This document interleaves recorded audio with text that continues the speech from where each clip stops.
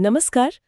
आज हम वात्स्यायन के प्राचीन भारतीय ग्रंथ कामसूत्र पर एक गहरी चर्चा करने वाले हैं। जी। ये लगभग 3वीं से 5वीं सदी ईस्वी के बीच संस्कृत में लिखा गया था, है ना? हाँ, बिल्कुल। और हमारी कोशिश रहेगी कि इसकी जो आम छवि है कि ये सिर्फ यौन आसनों की किताब है। हाँ, उसी से आगे बढ़कर इसके असली मतलब को समझें। सही।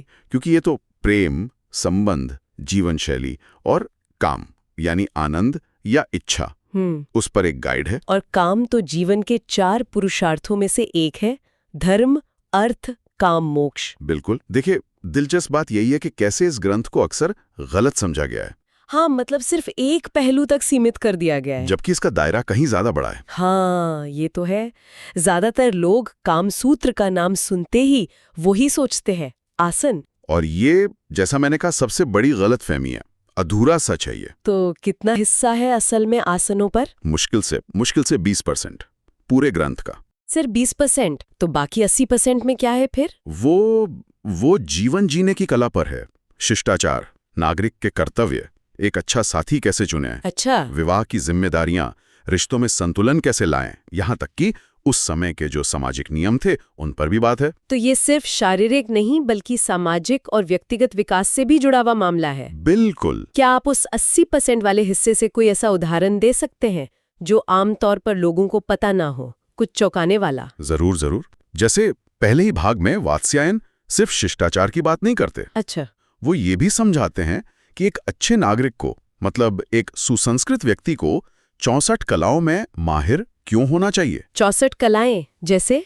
उसमें संगीत, तर्कशास्त्र, यहाँ तक कि बढ़ईगिरी और इत्र बनाने जैसी चीजें भी शामिल हैं। अरे वाह, बढ़ईगिरी भी? हाँ, उनका मानना था कि ये सब मिलकर व्यक्तित्व को निखारता है, उसे संपूर्ण बनाता है। ये तो वाकई बिल्कुल अलग बात है जो आमतौर पर कामसूत्र से नहीं जोड़ी जाती।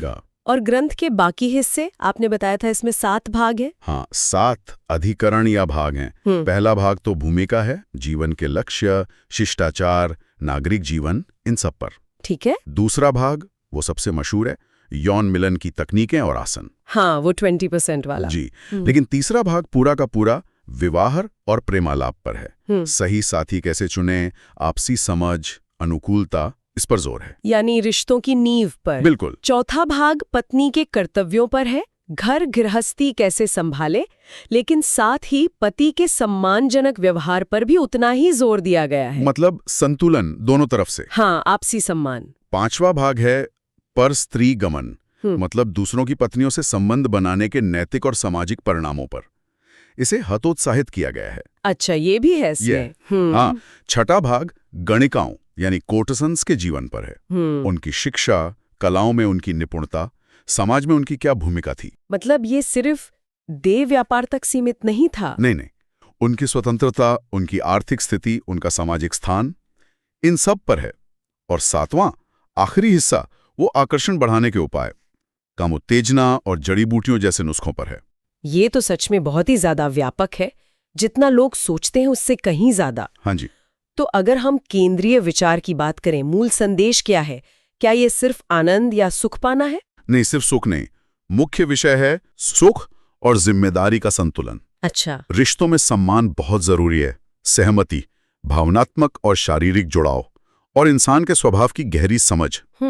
वात्स्यायन का इरादा, देखिए, कामुकता भड़काना बिल्कुल नहीं था। तो फिर क्या था? उनका इरादा था ये सिखाना कि काम यानी आनंद को जीवन के दूसरे लक्ष्यों के साथ, धर्म यानी कर्तव्य और अर्थ यानी समृद्धि, इनके साथ कैसे मिलाएं, कैसे एक संतुलित और सम्मानजनक जीवन जिएं। समझ गए। तो कामसूत्र सिर्फ आसनों की लिस्ट नहीं है, ये तो प्रेम, रिश्तों, समाज और व्यक्तिगत उन्नति, इन सब पर एक बहुत गहरी और बारीक समझ देने वाला ग्रंथ है। बिल्कुल। ये जीवन के एक बहुत जरूरी पहलू काम को उसकी पूरी समग्रता में देखता है। सही। और इसका असर भी बहुत गहरा रहा है। दुनिया की कई भाषाओं में अनुवाद हुआ। इसने कला, साहित्य, संस्कृति सबको प्रभावित किया। लेकिन ये भी सच है शायद कि पश्चिमी दुनिया ने अक्सर इसके सिर्फ यौन पहलू पर ही ज्यादा ध्यान दिया। हाँ, ये हुआ है। इसके गहरे दार्शनिक और सामाजिक मार्गदर्शन को कई बार नजरअंदाज कर दिया गया। और जाते जाते हमारे श्रोताओं के लिए एक विचार। जी। आज के समय में जब रिश्ते इतने जटिल हो गए हैं, संवाद और सम्मान की कमी कभी कभी महसूस होती है। हाँ, ये तो है।